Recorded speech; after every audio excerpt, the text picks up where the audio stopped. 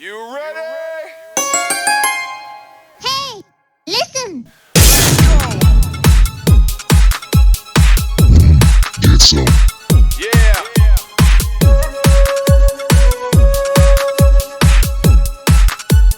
Hey, listen! Good evening, everybody, and welcome back to another exciting episode of Lawrence's Let's Plays. Tonight I'm bringing to you a special video. This is going to be the one epic in the game that every account must have. To my returning viewers, thank you so much for your continued support. If you're new to the channel, thank you as well for stopping by. Guys, as always, like, comment, and subscribe to the channel. Nothing really left to say. I'm Lawrence, and let's play. So first off, I'm going to start with like what I would say would be 3 runner-ups to this hero, and I'm not even gonna, I can't really even place these in any specific order. That would end up having to be a different video, just top 5 epics, or in this case top 4 epics, but I want to do this as a runner-up first, so then I'll reveal who I believe is the most important. So these ones are in no particular order. I'm going to go with Olag, because Olag is absolutely critical in a lot of areas in the game. He is great for Guild Raid 2. He's going to be great throughout the story campaign, Void Rift. He's very, very useful throughout the game, including Arena. He can really be used in Arena as well when you're trying to hold down a lane. Case in point with this guy, he's just an absolute monster. He is like an immovable force, like a ginormous brick wall, absorbs a ridiculous amount of damage, and as per his kit, he's able to absorb a bunch of damage. So he would be definitely someone that I would say is a runner-up. And I want you to know that I'm basing this on the usability, the usefulness throughout the game, and multiple different types of content. Like, I can't just pick someone and be like, oh, this person's amazing because they're great at this one thing, to be number one anyway. And that's why I say, like, yes, he is very, very good all throughout the campaign. I love my Olag. Be sure to, by the way, if you guys have not done it, in the new Void Rift on normal, just beating like the very first boss gives you a copy of Olag. Like, what a great little gift from the devs. I had no idea. The way they worded it, it sounded like he joins your team. I thought like they were just giving us the ability to use him within Void Rift, but actually you get a free one after you beat the first boss, which is just amazing because that enabled me to take my Olag to an A3. This guy is just great. Second, and again, this is in no specific order. These are just epics that I think are amazing, but they don't quite reach the level of the person that I'm picking number one, Dolores. And I know there's going to be controversy in this video. A lot of you would probably say Dolores is number one, and this is going to be my argument as to why I don't believe she is the most absolutely necessary must-have epic to progress your progress.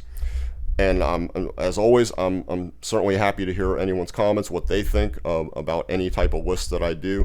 Here's my take behind Dolores. Yes, she boosts everyone's attack. If you get an A1, it goes from a 40% inspiration attack boost to all the allies in range of her heal range to an additional 20 to 60%. That's a lot of damage increase. However, my argument as to why I could not put Dolores number one is, tell me somewhere other than Guild Boss you use her. I'll wait. Possibly Arena? Okay, maybe.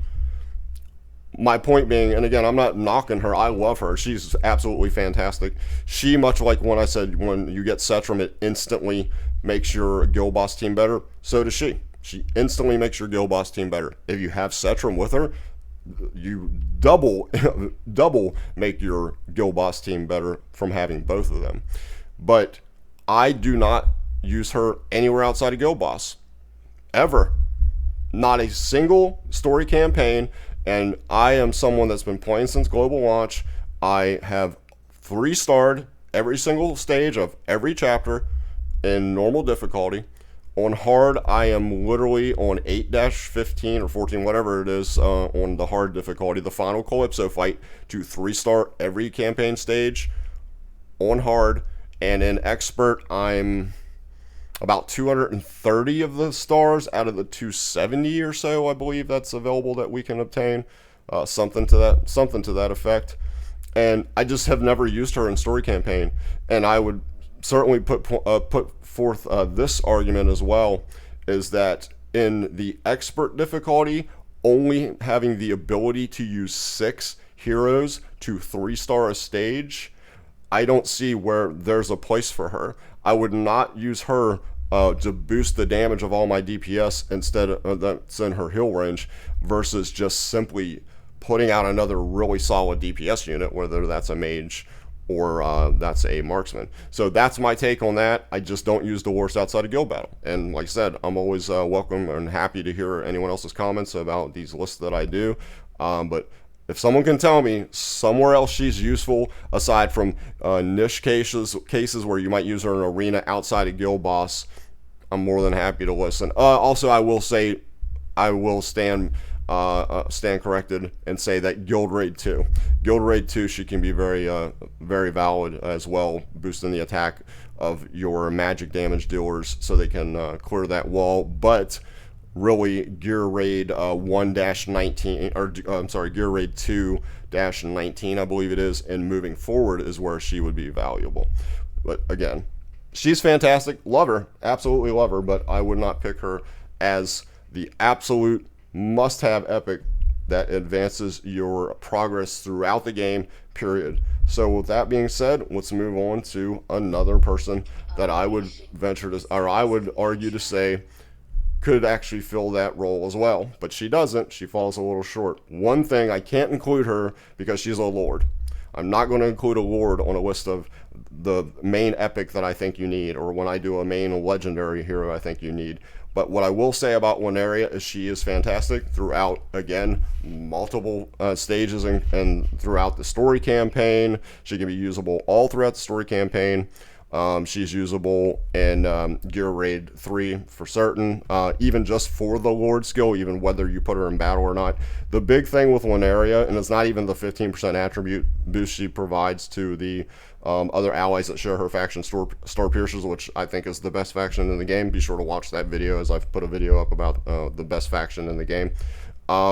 Is just the Lord skill she provides, increasing the tile range of all of the Star Piercers is fantastic, because there are stages where there will be enemies that have the timer above their head, and if you get them just close enough, but they're one tile outside of range, Wineria as your lord can allow your marksman to hit those units before they can even attack you, before they can even move in a lot of cases. So Wineria is fantastic as well, very useful, but again, I wouldn't pick her as the must-have.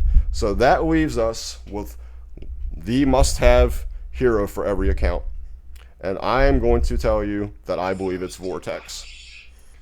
And here's why. Because throughout the game, as we all know, attack is the absolute most important stat in this game. The damage you produce. Yes, I will absolutely wholeheartedly agree with that. However, I would posit this.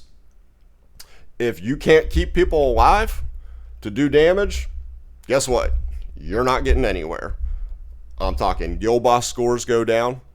I'm talking you are not 3-starring campaign stages, especially on hard and expert difficulty. Good luck with that without a healer.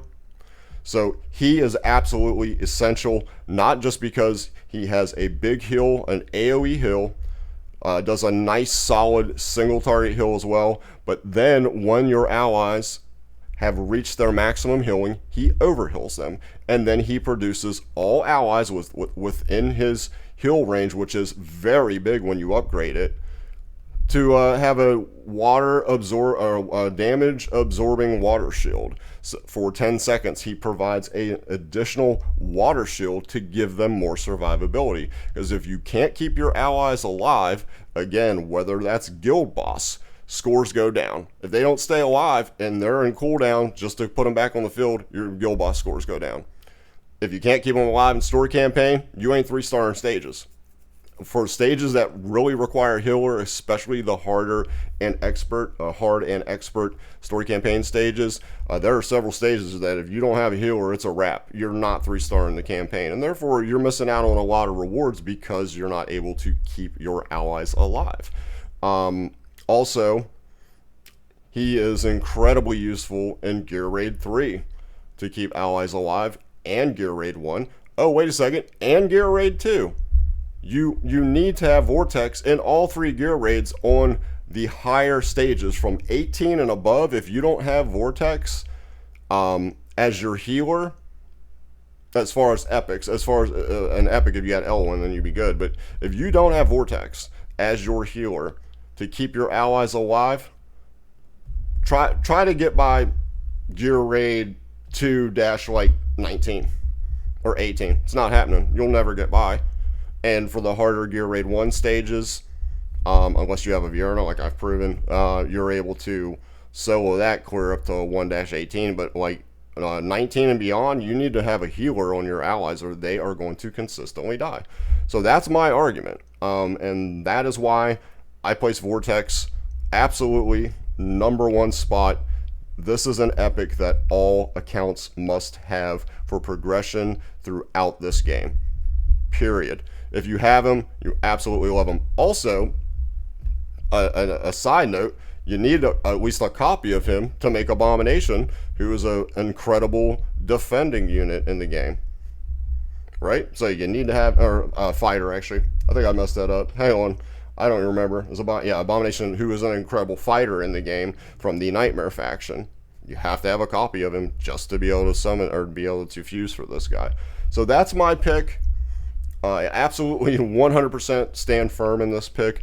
Like I said, I always welcome and am happy to read your comments. I'm really interested to see what you guys say. So please do leave a comment. Let me know what you thought of this particular video. If you feel like I undervalued somebody, overvalued somebody, I'm certainly happy to hear those comments. And please do consider subscribing to the channel if you haven't already, because I'm always putting up new Watcher of Realms content on a daily basis, and keep it locked right here for that additional content coming right down the pipeline to you guys. With nothing really left to say, my name is Lawrence for Lawrence's Let's Plays, and I am out of here.